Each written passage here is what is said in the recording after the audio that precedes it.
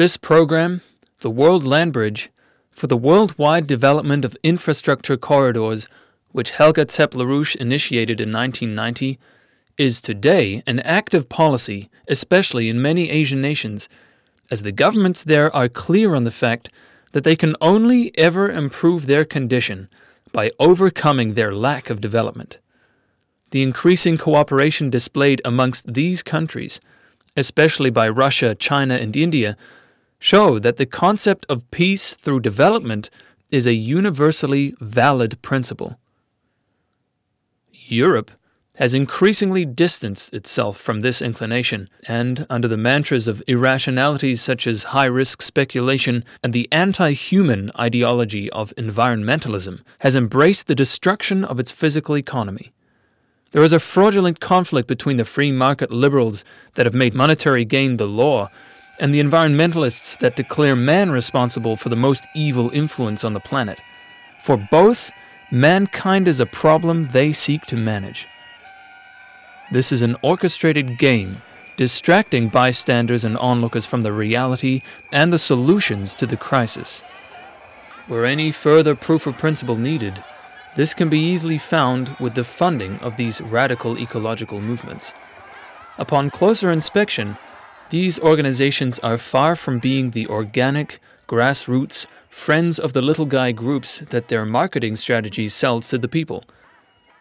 These groups are in reality funded and logistically supported by the bureaucracy of the European Union and by City of London-based hedge funds, the very same that created the deepening financial crisis. A most active nexus of financing a whole smorgasbord of loud-mouthed environmentalist groups is the European Climate Foundation, ECF. On the executive board of ECF is one Kajo Koch-Weser, vice chairman of Deutsche Bank, and indeed, a large number of giant corporations, banks, and insurance companies see the bubble around green tech as their only next source of major profits.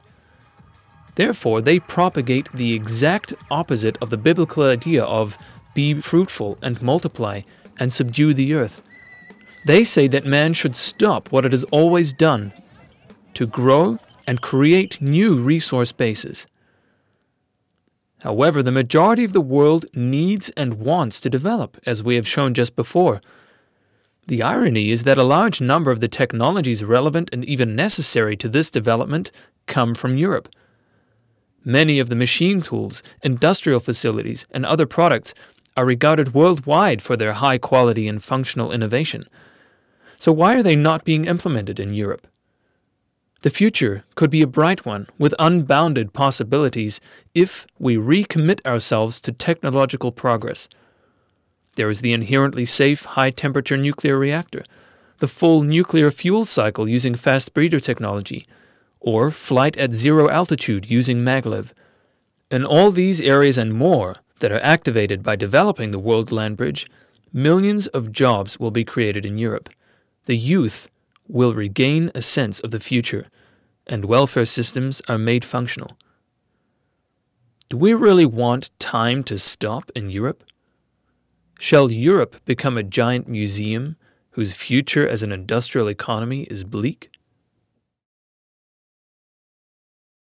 Now, if the world comes out of this crisis, and I can only hope that the vision of how bad it is and how bad it is threatening to become is evoking a power in people that they fight to change it now.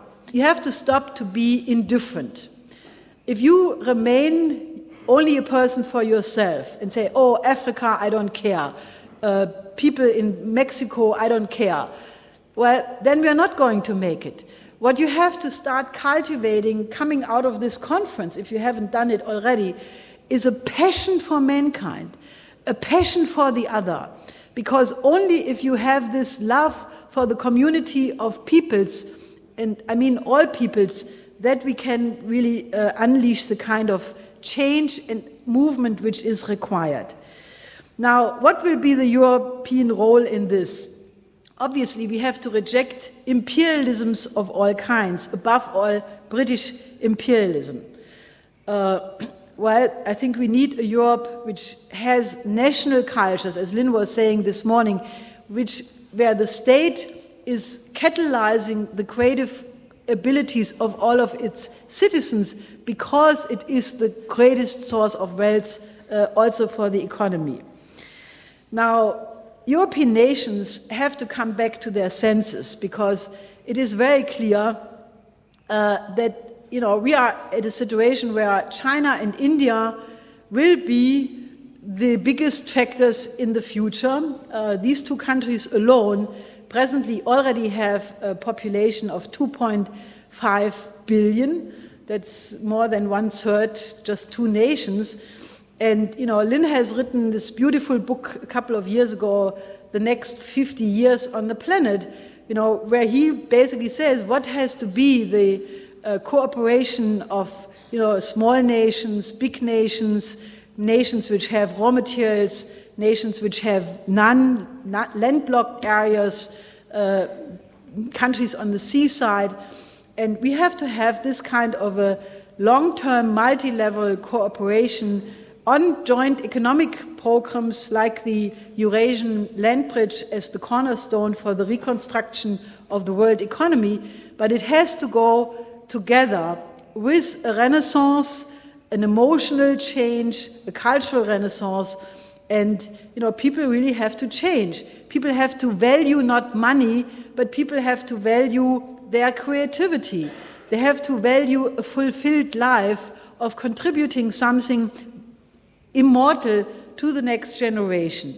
And I think we can do it, but you have to help. We all have to work like we never did before, because our job in the next period is to catalyze in Europe the kinds of alliances which will work together with the United States, Russia, China, and India. And then I think there is hope. It's very clear. It's a funny thing. It's very clear to almost all of our generation that we have no future and that something's very, very wrong with the world in which we live in. But we're in a funny position because we were never taught that there was anything else that could be here besides what we have. So you get this funny thing where you're talking to people in our generation. You tell them, look, you're listening to shit music. You're listening to you're watching terrible movies. You're watching, you ask them, well, why are you doing this? Why are you smoking marijuana? And they get very defensive. And they say, well, look, sometimes I just need to get away. I just need to relax. And you ask them, and they should ask themselves, well, what is it that you need to get away from? What is so wrong? Does it make sense to you that the world should be such that you hate being in it so much that the only way it's tolerable is if you put yourself into a catatonic state? You find something that makes everything entertaining. That all they know is that there's a void there, that there's something missing. They don't know what it is. And so they try to erase their knowledge of it. You create conditions where there's so much noise, there's so much chaos, there's so much just banal entertainment around you that you don't notice. You try to numb yourself to the feeling that something's missing. It doesn't work, and you suffer from that emotionally without knowing what the cause of it is. You know you're missing something, but you don't know what it is, and so you just feel this void. What we've got the chance to do right now is to really make clear what it is that's missing. What's the right of every human being on this planet to connect themselves to an immortal mission that connects them to generations that have never yet to be born and generations that supposedly died long ago, that puts them in a conscious dialogue with all of that, that takes them as an individual and gives them the possibility in their lifetime to transcend time, that puts them in touch with the real sense, the very, very real, literal sense of their own immortality, their immortal existence as a human being. That's what a project like NWAPA means. And you give them a chance to look into the future, to look, decades, but even centuries, millennia, to the extent you can, into the future, at least to see that there's an arc, and to realize that their impact, their existence resonates all the way that far, if what they've done with their life matters. If they do something important and meaningful with their life, their existence resonates up to that point, and they can form a mental image of that. That's the right that we're giving back to the youth of the world today.